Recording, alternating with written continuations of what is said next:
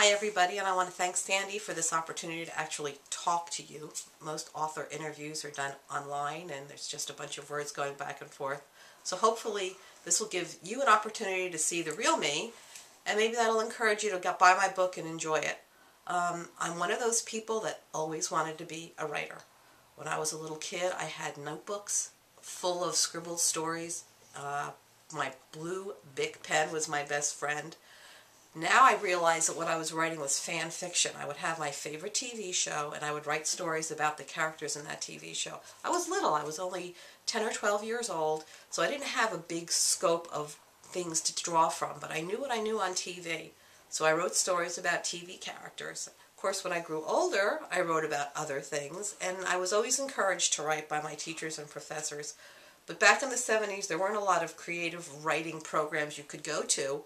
So if you wanted to pursue a career in creative writing, you just had to go out there and do it. I wanted a college education, so I stopped writing. And I did other things, and I had a family, and went on from there, and didn't think about writing for a very long time. When I was 40 years old, I found myself pregnant, and my husband said, well, why don't you just not work and have, raise your daughter at home, which was great.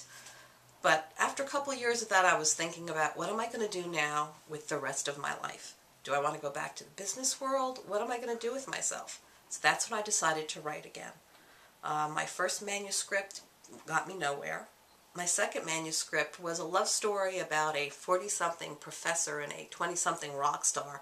It was a real May-December cougar, if you don't mind my saying, before cougar was popular.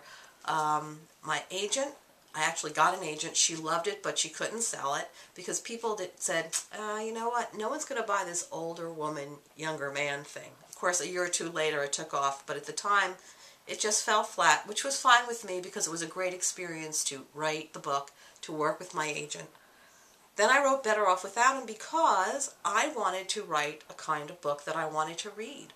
I loved the chick lit books, but they were all about young girls that I could not identify with. I didn't spend $600 on a pair of shoes. I wasn't afraid of my boss. I didn't have all these silly little issues with my parents or my roommates. I was a woman with real issues, and I thought, you know what, maybe there's a book in there about someone who's older, who's experienced, who has to go forward from here, but can still do it in a funny way. And that's why I wrote Better Off Without Him, to bring that idea forward, that you can write a chick lit book that doesn't have to be about a chick. It can be about a real woman and still have a lot of humor and heart in it.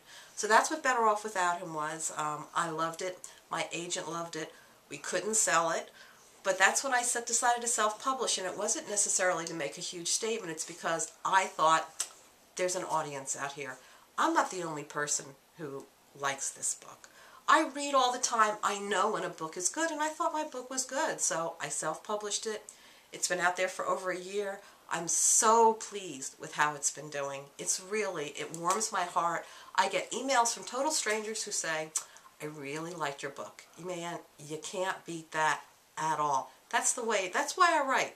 So there's an audience, and for me to capture that audience is a great feeling.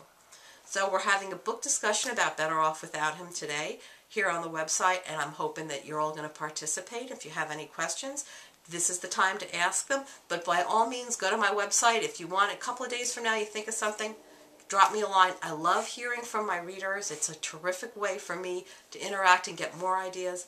Yes, I am working on another book. It's going to be a little bit different. It's actually going to be a young adult book. But after that's over, I'm going to go forward again. I have another heroine in mind, a little bit older this time, a little bit braver. She's going to also be in a situation that could be tragic, but is going to turn out to be funny and warm, and I'll keep all of you posted on how that's going. Sandy, thanks a lot for this opportunity. It was really great to be able to talk to everybody. Thanks a lot.